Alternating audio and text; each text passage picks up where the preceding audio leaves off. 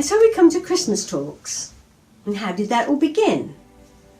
Well, I've travelled a lot, and wherever I go, I try to collect an ornament that will represent that country that I've been to.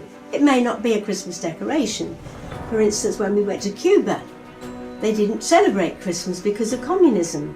But there was a lovely little red and green little lady made out of a gourd, and that was something that I bought from a little market, and that represents Cuba. But to start off with, when we lived in Malta, there were no Christmas trees. In fact, there were very few trees in Malta. So my mother got a broomstick, she got some small palm leaves, and she fashioned a Christmas tree out of that, stuck it in a bowl or a bucket, got the traditional red crepe paper, and then she probably put a sequin star on the top, and she bought some little decorations in a shop that had probably been there for years. We thought they were Japanese. Later on, we found out that they were actually Czechoslovakian because they were all glass and they were made of little beads and bugles, which are long beads. There was a lantern and a star and a sun and a moon. There was an aeroplane and a butterfly. And there was a little basket of toadstools, you know, the red ones with the white spots? Fly agaric, I think they're called. And we wondered why they were in a Christmas box. Well, if you go to Germany, and in fact in England now, there are lots of these toadstools on Christmas cards. And in Germany I asked, what does it mean? People didn't know. But an antique man said he thought they meant good luck. Well, fly agaric, I think, are the magic mushrooms, and they can get you quite high if you take them, which I never have, of course. Well, in these cold countries, it's difficult to brew beer. So that was one way of getting high. And also, if the reindeer eat them, well, that's why they can fly, of course. So there we go. That's the story, I say. So they were the first ones that I had. And then I added the usual ones that used to break so easily, and so on and so on. I must have about nearly 200 now. And so that if the children do throw them away, there are pictures of them. So I've just made a book and photographed most of them. I'm still collecting them, so I still haven't got photographs of them all. But this is what I put on display when I do my Christmas talks, or one of my Christmas talks. The other thing is all the Christmas cards that come from around the world. Now this started at Farley Hospice. I would do talks there and take in some of these Christmas decorations. And I talked about Christmas in Jamaica and Christmas cards, and one of the men said, well, what does a Jamaican Christmas card look like? So I thought, well, I'll bring some next week, which I did. And so I went to my big box, which I keep all these cards in, and a lot of them my mother had left behind when she died. And I sorted them out, and I kept all the ones that I had sent her. And I thought, I've got a talk here. I've got the Christmas decorations, and I've got the Christmas cards. And so I started a book, which goes from the 40s, and then it goes on with the psychedelic 60s, New Zealand ones, which show Maori things and picnics on the beach at Christmas, lots of Jamaican ones, and so on. And so I've got this and loads of, and I've got enough for another book as well. And so that made that very interesting. This lovely album of Victorian Christmas cards. Now if you look through the album, you'll find there aren't many cards that show Jesus or mention the Christmas in that way. And if you look, there are some very strange cards. There's monkeys playing cards. There's policemen in there walking down the street. There are boys playing with pillows, you know, pillow fights and so on. But they are so pretty and so unusual. The album is falling to bits, but this is something my husband saw downtown Chelmsford at the second-hand market. I talk about Christmas in Malta, how we played all the old-fashioned games and put up the old-fashioned decorations. I talk about Christmas in New Zealand, which was the other side of the world and entirely different climate, about the Putahara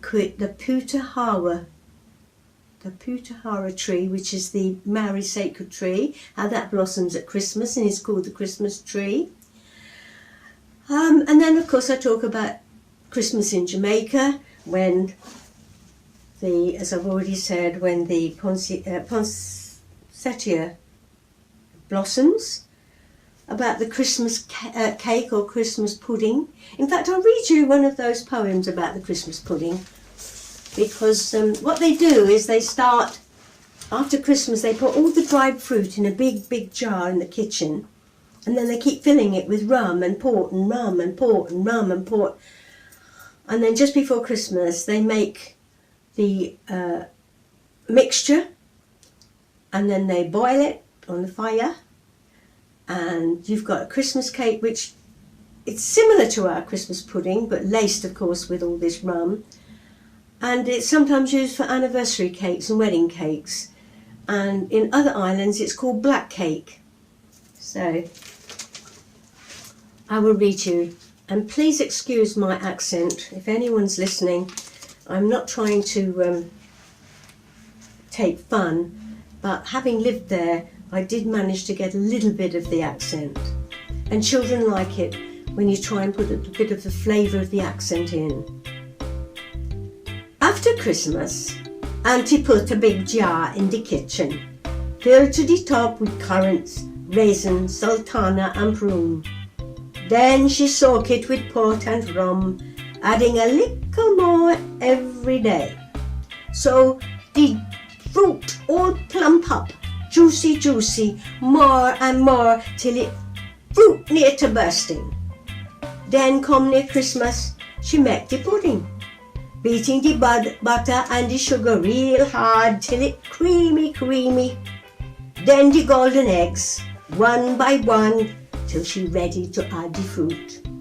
Next the flour, spiced with cinnamon, nutmeg, cloves.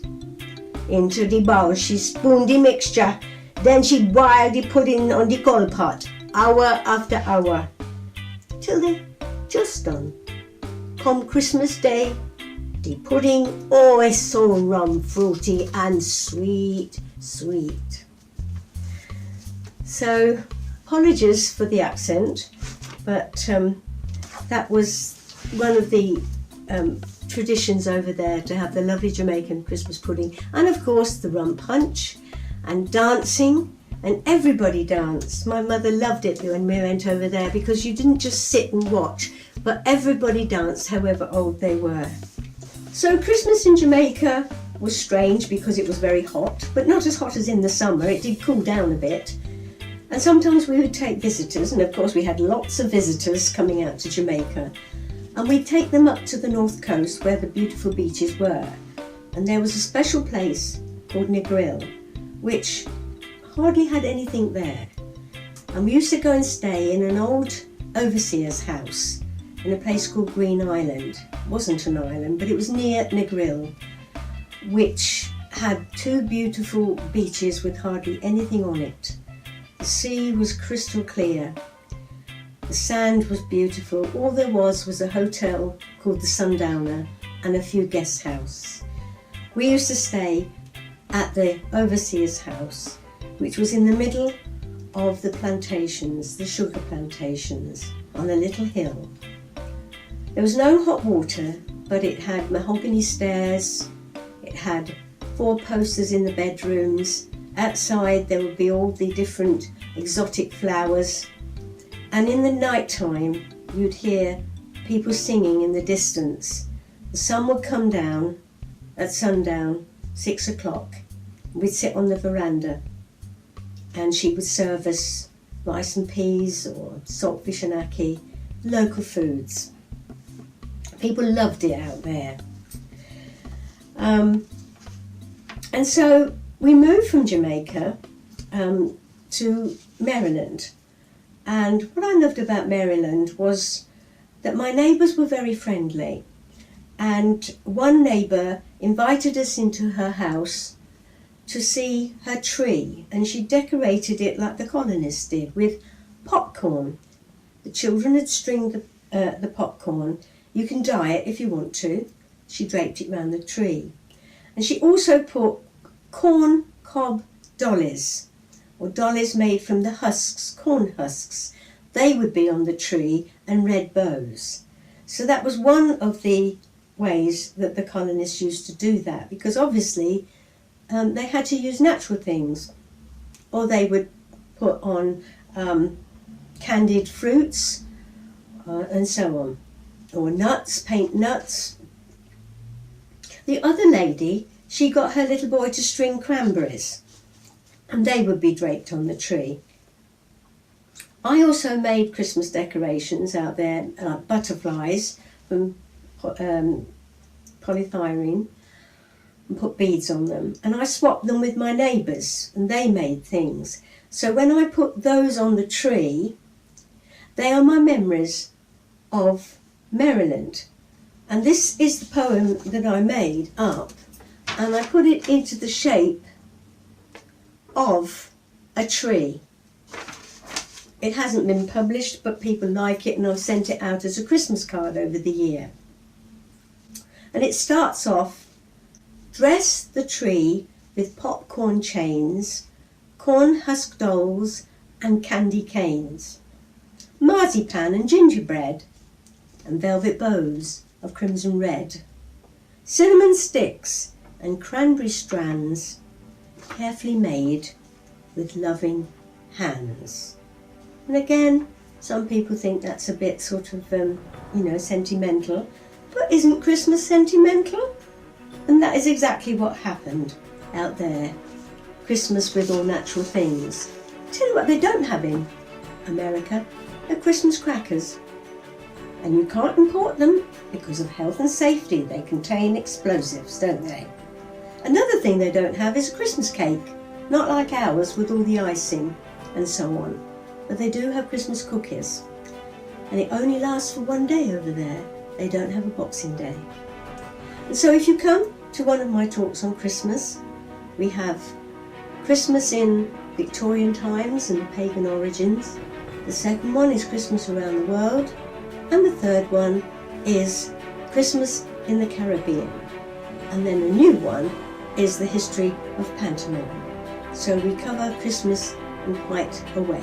And then of course the fourth one is the one that I do with all the Christmas decorations and the cards and the poems.